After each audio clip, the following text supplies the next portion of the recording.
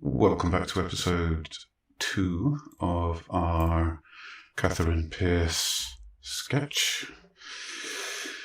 So, I'm fairly happy with the face, and so now I'm going to be working on the hair. Now this episode is going to be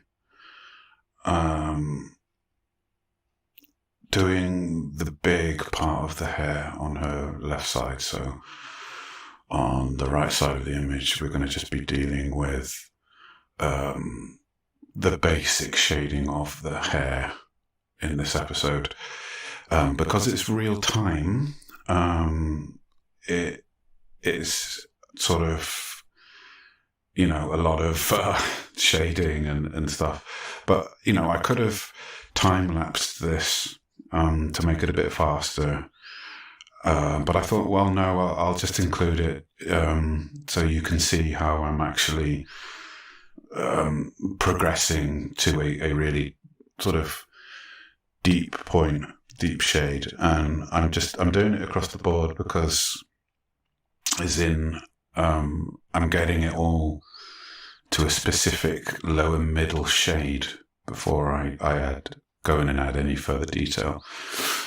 The reason being is that it's just better this way. If you've got black hair to sketch, then you're always better off just sort of doing a wash, really. If you think of it as like a watercolor or a oils thing, you do your basic wash first, So I'm just going through doing that now. I'm using a bit of tissue paper, loo roll or, kitchen roll, whatever, right?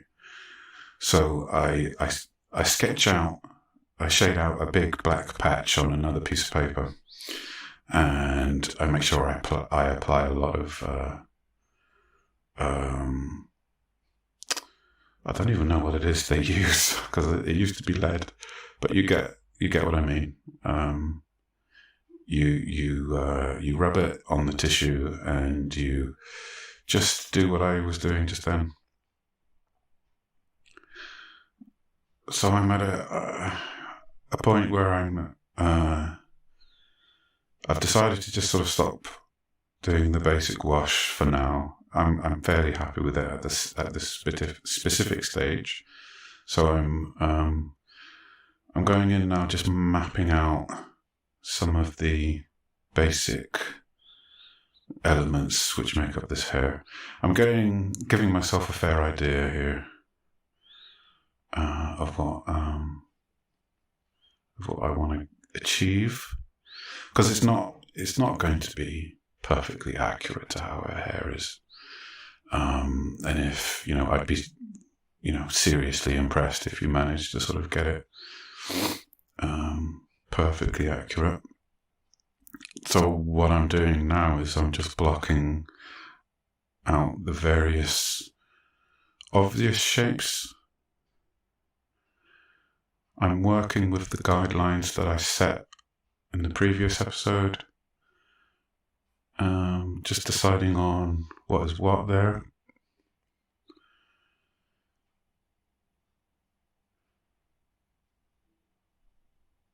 It's not the most exciting episode, this one, but I think it's an important step.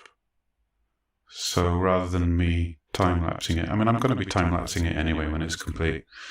And if you weren't aware, I do a time-lapse version from beginning to end. So just deciding here. Right, so I'm working on the outer edge now. A lot of this is going to be, I explained this in the previous episode, it's going to be fairly freeform. And I like it like that. I love sort of just working with hair. especially, wavy, curly hair like she's got.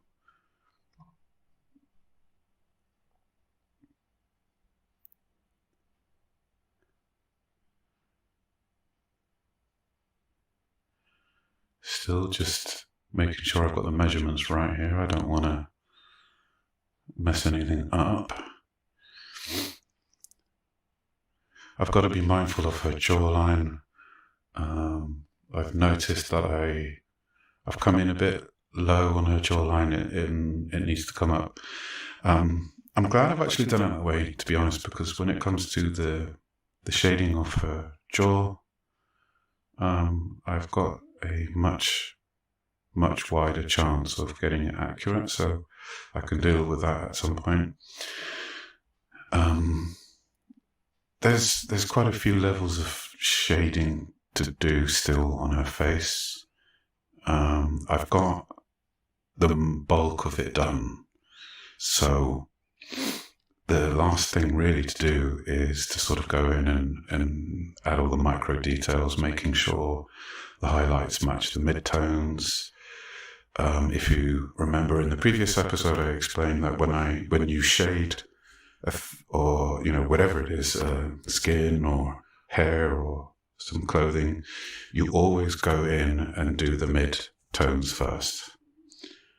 You find that center point, because then you can start shading deeper and deeper and deeper, and then when you're happy, you can work on the highlights. Some highlights you can sort of erase in afterwards, so bear that in mind. Sometimes that's not always a good idea. If you've got a big patch of a highlight, say just above her left eye there, it's in the original image you can see that it's quite a bit brighter than the area just to above to the right of her eye. So I can interpret that as I have done, but it's a bit too prominent right now, and I'm leaving it like that. I've done that on purpose, because the final pass where I add all the hyper detail, that's where I'm going to be solving all of that, making sure that it's all accurate. And if you can see, to the left of her nose is a very bright edge light, and I've mapped that in on my sketch there. And I've just kind of gone in quickly and mapped out the sort of the shadows that accompany it. And I'm happy, so I know that I can come back to that when I'm done with everything else and get that all set in properly.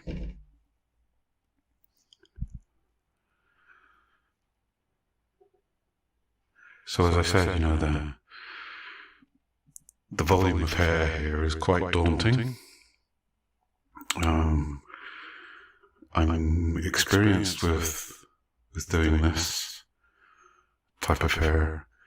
I have experimented along the way, different techniques of getting what I want depicted properly.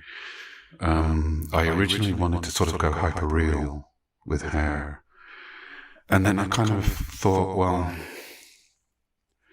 to get hair looking hyper-real, and I know there are some channels which teach you how to do it.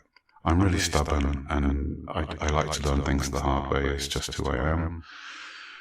I will rarely accept advice from anyone. So, with the style that I do tend to do with hair now, it's suggestive. It's kind of like a sort of an impression of what the real hair is. It's sort of a balance between that and it being realistic. So I always like to try and get the balance right with it, but it all depends on the subject matter of the picture. So in this case, we've got a vampire lady, and I've always sort of liked the idea of that kind of, the idea of the siren, that the lady that kind of entrances you, seduces you, and then, eats you for dinner or, as a prey.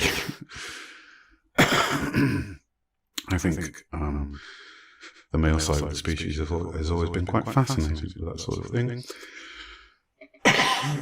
Excuse me. So, just working on the edge of the hairline. I'm not going to worry about fixing the shade on the skin side of the hairline. I'll do that off camera. Right now I'm just going to sort of work on the hair. And at the moment I'm just I'm kind of experimenting at the moment, I think. I'm just sort of working out what's going to work here. And I'm sticking with my HB. Normally at this point I'd move on to my 4B, something that's a little bit darker, but no, I'm still sort of sitting in template mode here.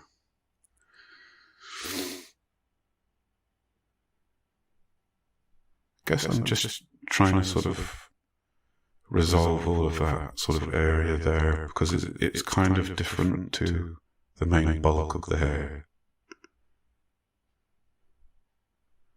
So I thought, well, I'll just, I'll make sure I've got that right, and then I can just go a bit wild, as you will see. So as I said, this episode is not particularly sort of, gripping, but that's what real-time sketching is. It's the process, and it's the patience. So I always like to sort of upload my real-time sketches as well as providing a time-lapsed version.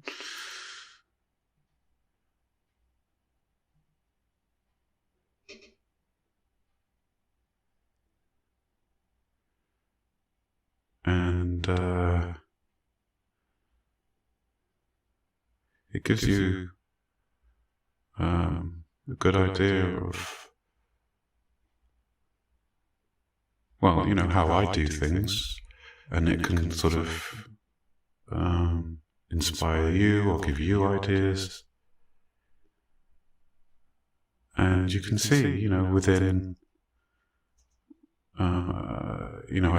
right now we're sort of like an hour and 20 minutes. We're coming up to an hour and a half on the sketch globally, like altogether. And we've come this far already.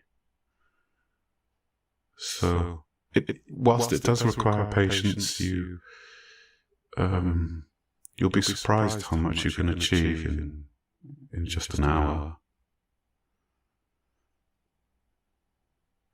I'm not sure where to begin, because it's such a large volume. So I'm pick a spot and just crack on. So in a sec, I'm going to go into hyper shading. This video is 24 frames a second, so I don't know how it's going to pick up. I didn't look at the preview whilst I was doing this, but I just literally supercharged the shading. Just warming up here, and you'll see I haven't sort of sped this up. There we go. You can see the camera shaking. I still haven't managed to sort out the camera wobble. My camera arm is so unstable at the moment.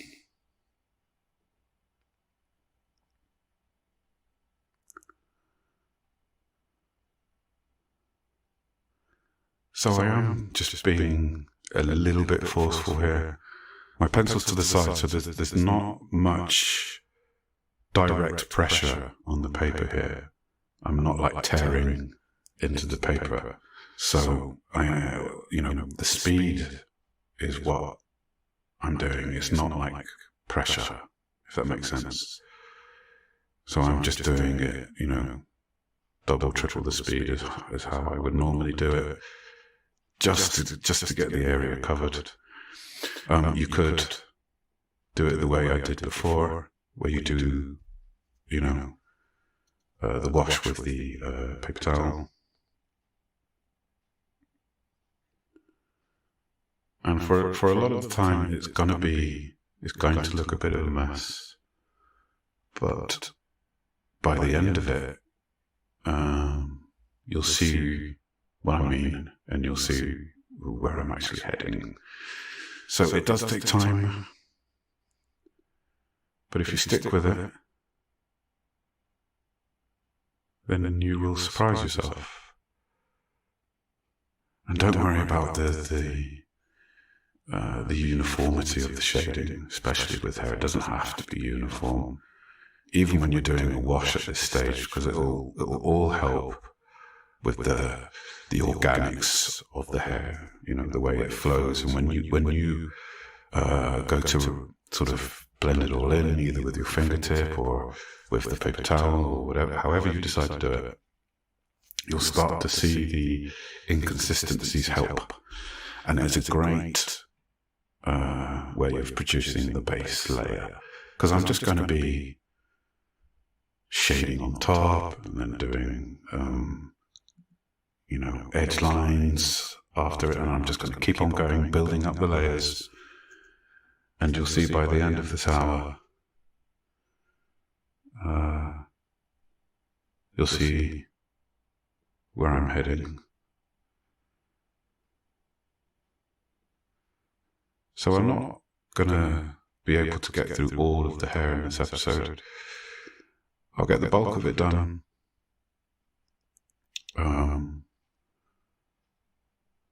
I might do a little bit off camera just because you'll have seen enough of it, so it's not going to be as exciting. So, I'll do a little bit off camera. Get to a good sort of point where I can show you the next steps.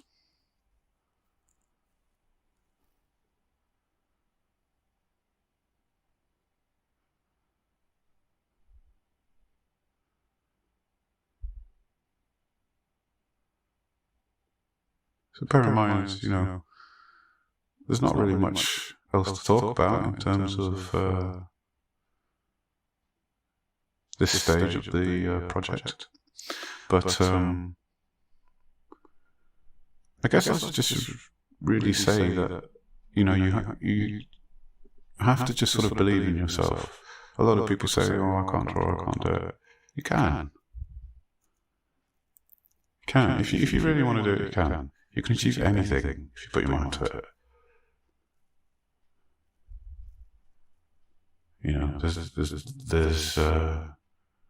There's no gain without pain, so to speak. So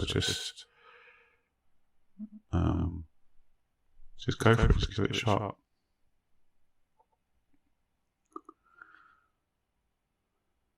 Alright, so I'm going in and blending it all out.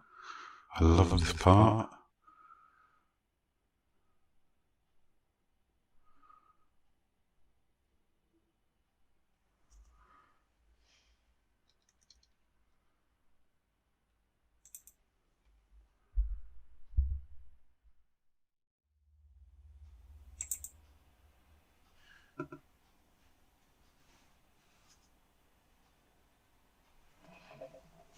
So it's a time-consuming process,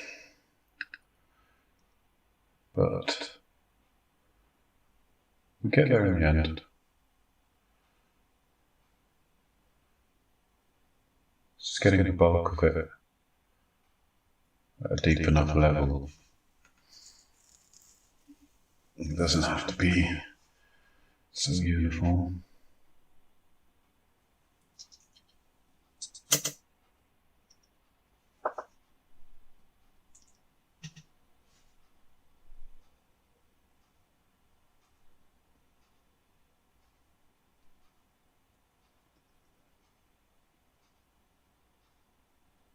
Once we've done this stage, we'll be defining the edges, and we're going to be rounding them off.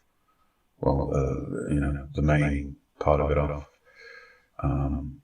it's the next level in getting the base layer of the hair shade in. So this is the first stage, just getting most of it in there, all those mid shades.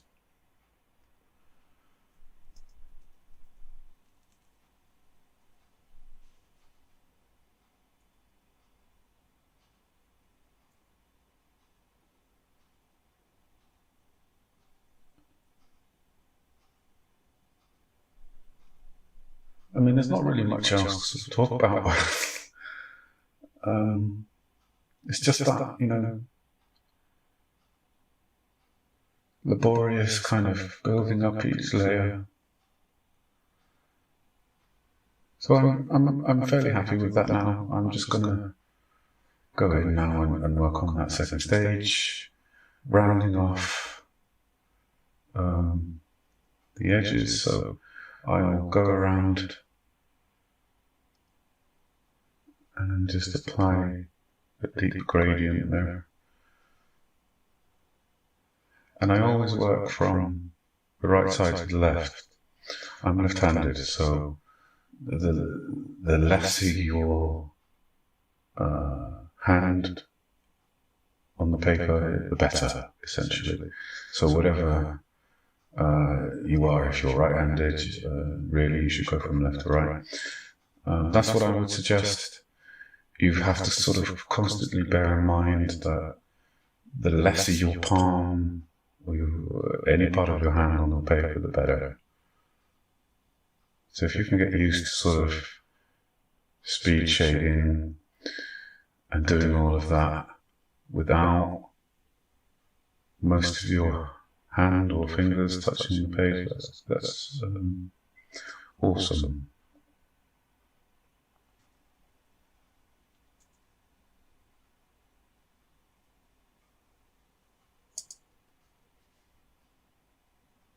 Now, usually I would take a lot more care than what I'm doing now. I'm stepping it up a little bit more than I naturally would for the camera. I'm always constantly mindful that it's a bit boring, but I guess if you're interested in fairly decent sketches, then please do give me a sub and all that.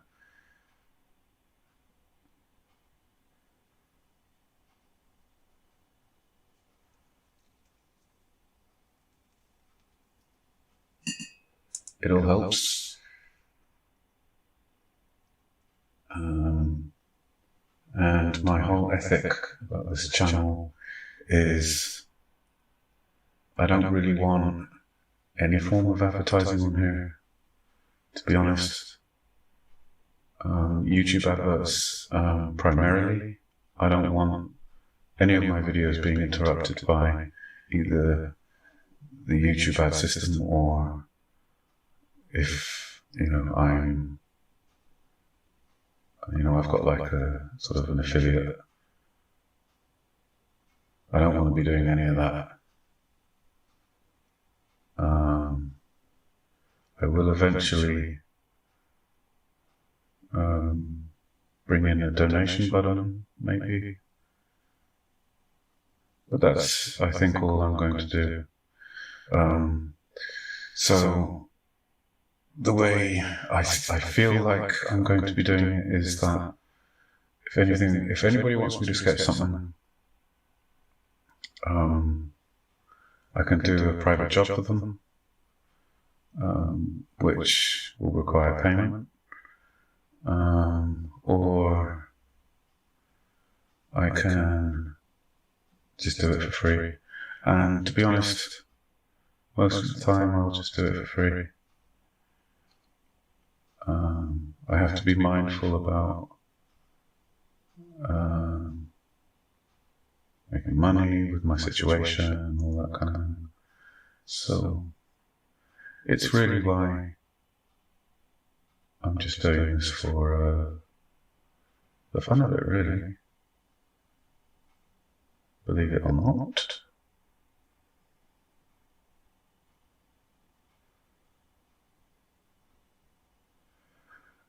I just like doing it. I find a sense of peace. My mind is calm. I'm constantly measuring things in my mind.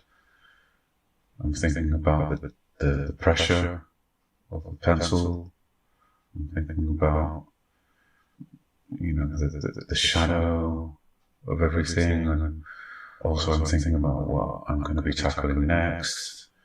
I'm trying to remember, guidelines that I've mapped out in the first episode and where they all are.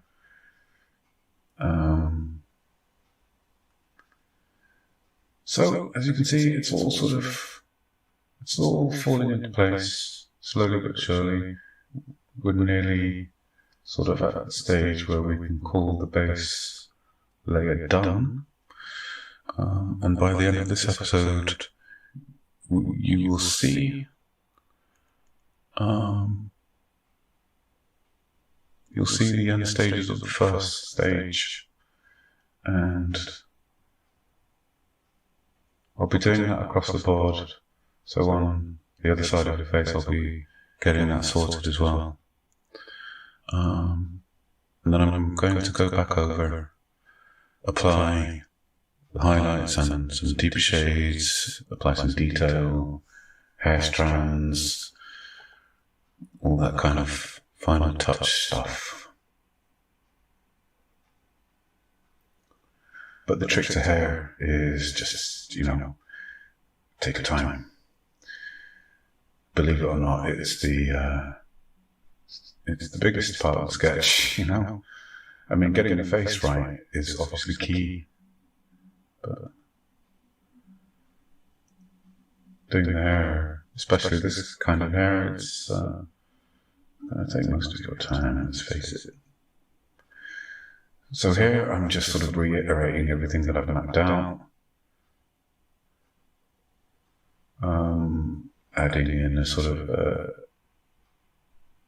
deeper lines now, because I'm starting to map out the second level.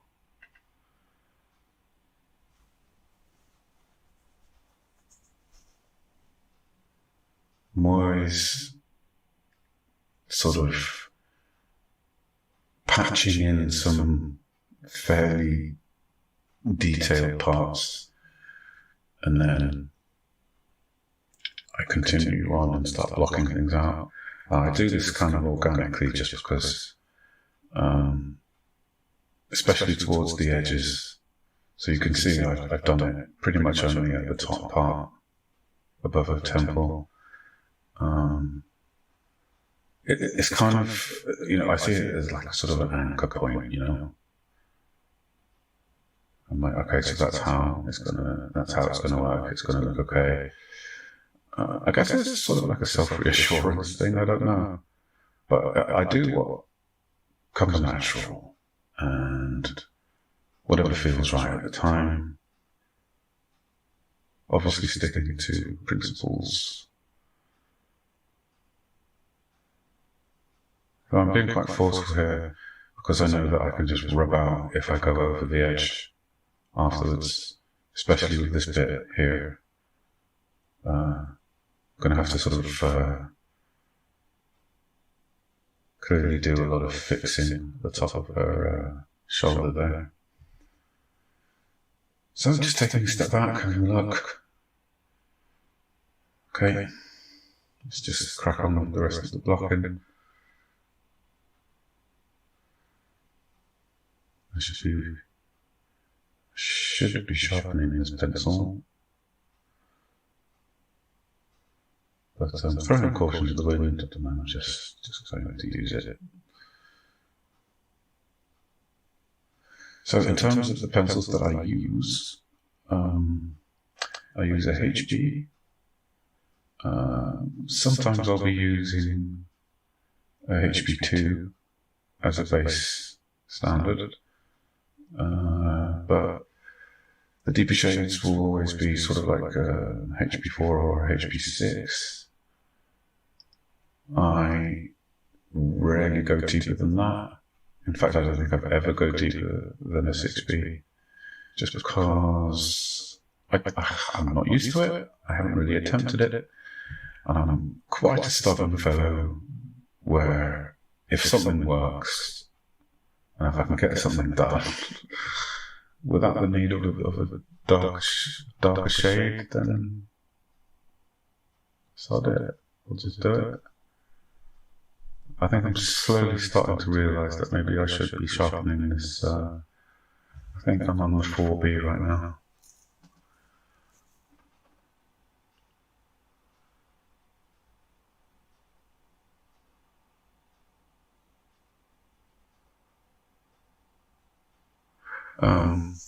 So, you know, a lot of the time edges of hair, like, you know, this bit I'm working on now, you know, you can just kind of rough it. It doesn't have to be like a perfect straight edge, you know, because it's hair. And if you look at the original image, it's like it's all over the place. Yes, it's in clumps, and you know, stuff. But if you look closer at the image, you'll see that there's a lot of play in the edges. But that is usually, you know, what we reserve for the final stage. Right now we're just, you know, making sure that we're happy with all the main sort of elements. One thing to note when you're applying your second layer is that when you're doing shading with the darker HB, it might not look so uniform as the layer below. Don't worry about it, because when you come to smudging and smoothing, it will all work out. Don't panic. You'll start noticing the bumps of the paper itself. That's something you know you can't really avoid. So you can see here, I'm not really being that careful, even though I know it's like the tip of a strand there, because I know that at some point I'm going to have to go over it again, and I've got plenty more chances to get that spot on, so I'm really just sort of blocking out the deeper shades here. Alright, just sort of going through now, smoothing all that out. You can't really see in the original image to the right, the other side of the hair that I'm working on. I do try to bear in mind what I'm doing and the view of the camera.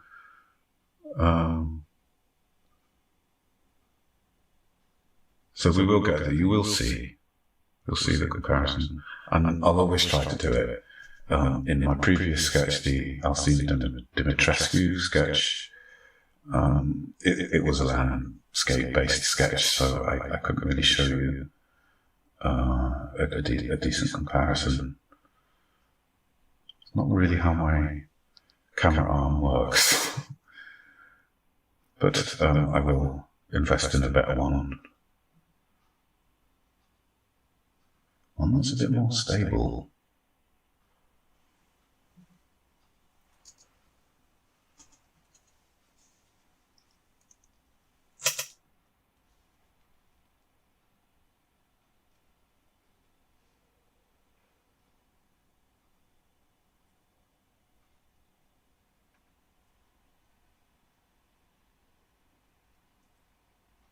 So we're fast approaching this finishing off of blocking all the main structure of the hair. I'm taking unusually long with this hair strand now. I think I was a bit bothered before about that, so I'm just going to fix that up again. My OCD kicking in there. You can do this whenever you want. I've just decided to do it now. Let's get it out of the way almost.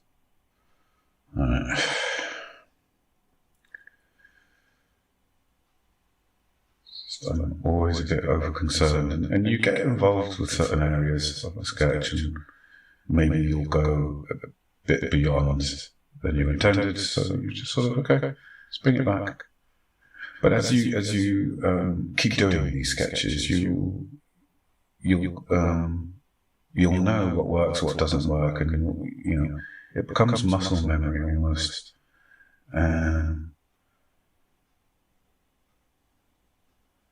So here I'm looking at the original, and I'm just throwing in some deep patches where they are sort of loosely based. I'm not really too worried about getting it spot on.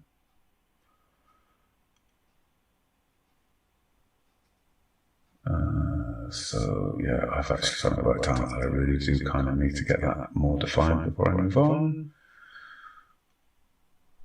which is fine.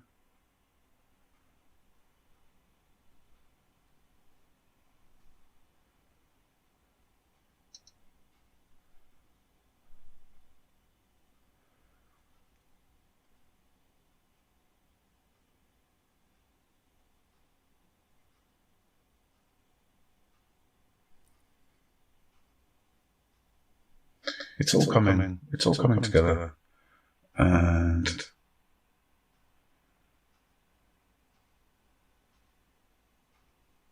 I see myself as someone who's really not, who's really not that good.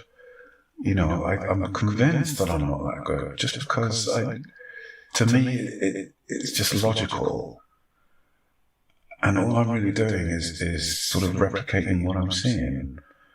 And if you just memorize what you've just seen, as well as sort of looking beyond the source image, you really do have to sort of pick the image that jumps out at you. For whatever reason, you go with your gut instinct, and you find a shot and you think, okay, no, I like that. And you sit there for 10, 20 minutes and you're just studying it, right? You're saying, okay, so how difficult are the eyes? What's the nose? What's the mouth? All right, see look at the shadowing, and you look at the style of the hair, and you're sort of gauging to yourself in your head how long perhaps it's going to be, and then you almost start to make a mental note of the structures and the shapes that make everything up. So you're looking at the shape of the face, you're looking at the shape of the hair, you're looking at any garments they've got on, looking at the expression, you're studying the lines of the mouth and the eye, you're looking at the inner shape of the eye, as well as the folds of the upper eyelashes, the folds of the skin below the eyes, everything. Just let it all soak in, just study it.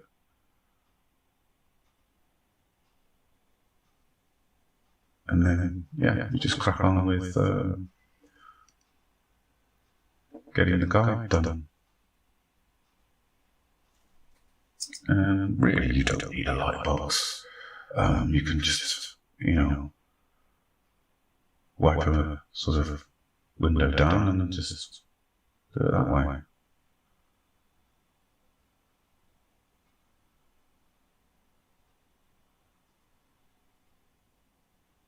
Use the natural sunlight to shine through, and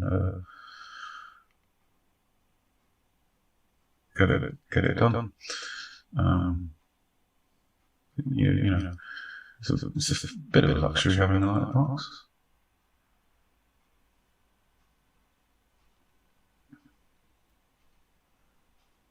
So, I'm going to sort of leave the commentary here, and I'll let you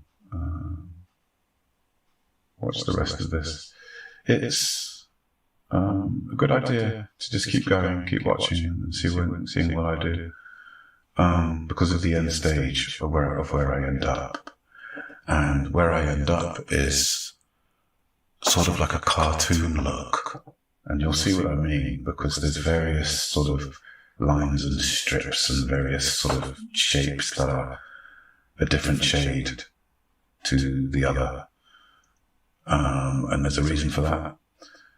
It's so that I can map out highlights and stuff. And you'll see how I do it. It's fairly, as I said before, fairly logical. But a key thing is with hair, just don't lose heart. Just keep going. Have that plan in your head. You're just mapping things out here and getting everything in. Then you can smooth it all over and then go, more detailed and stuff. So there is probably about another 25 minutes. So I'll again throw in some nice music, and I'll see you on episode 3. So episode 3 is going to be sort of finishing off the hair. Hopefully we'll get it done by the end of the 3rd episode. So we could move on to other goodness. But until then, enjoy the music, and I will see you next time.